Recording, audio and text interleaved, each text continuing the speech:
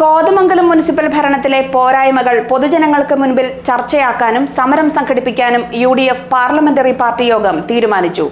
UDF കൗൺസിലർമാരുടെ വാർഡുകളിൽ വികസന പ്രവർത്തനങ്ങൾ തടയാനുള്ള ശ്രമമാണ് നടക്കുന്നത്.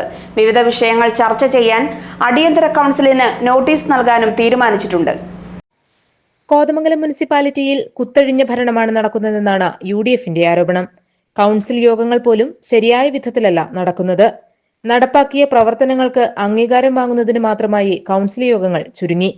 UDF കൗൺസിലർമാരുടെ വാർഡുകളിൽ വികസന പ്രവർത്തനങ്ങൾ തടയാനുള്ള ശ്രമവും നടക്കുന്നുണ്ട്. ക്രിമിറ്റോറിയം, ടൗൺ ഹാൾ എന്നിവയുടെ കാര്യത്തിലുള്ള നടപടികളൊന്നും സുതാര്യമല്ല. ഇക്കാര്യത്തിലെല്ലാം തങ്ങൾക്ക് അഭിപ്രായ വ്യത്യാസമുണ്ടെന്ന് UDF കൗൺസിലർമാർ പറയുന്നു.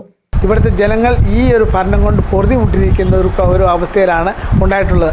സാധാരണഗതിയിൽ കൗൺസിൽ മീറ്റിങ്ങിൽ ന്യായമായ രീതിയിലുള്ള അജണ്ടകൾ ആണ് വരാറുള്ളത്. ഇപ്പോൾ കൊണ്ടുവരുന്ന അജണ്ടകൾ മിക്കവാറും ചെയർമാൻ എന്തെങ്കിലും മുൻകൂർ അനുമതിയൊക്കെ കൊടുത്ത് പണിയിപ്പിക്കും.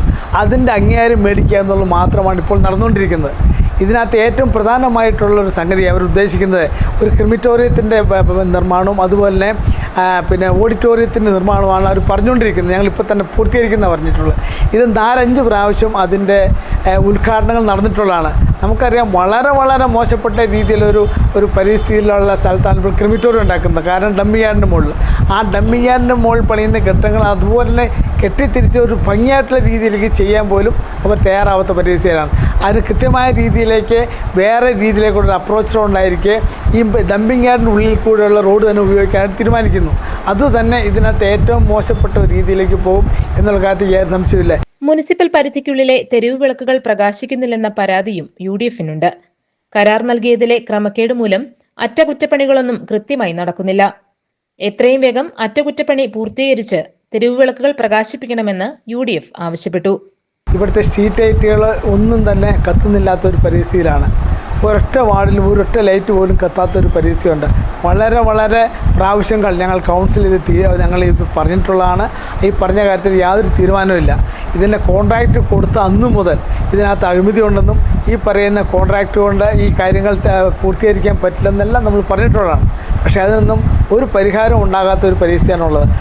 വിവിധ വിഷയങ്ങളുമായി ബന്ധപ്പെട്ട് ശക്തമായ പ്രതിഷേധവുമായി രംഗത്തിറങ്ങാനും UDF പാർലമെന്ററി പാർട്ടി യോഗം തീരുമാനിച്ചു. അടിയന്തര കൗൺസിൽ വിളിക്കാൻ നോട്ടീസ് നൽകും. പ്രതിഷേധ പ്രകടനവും യോഗവും നടത്താനും തീരുമാനിച്ചിട്ടുണ്ടെന്ന് parliamentary party leader AG George പറഞ്ഞു. Shameer Panakkal, Siju Abraham, Shibu Kuriakose, Bhanumathi Raju, Praveena Harish, Nob Mathew, Nisha David, Babitha Mathai, Sindhu Jijo, Valsa Mathew, Rins Roy എന്നിവരും യോഗത്തിൽ പങ്കെടുത്തു. GTV news, Kothamangalam.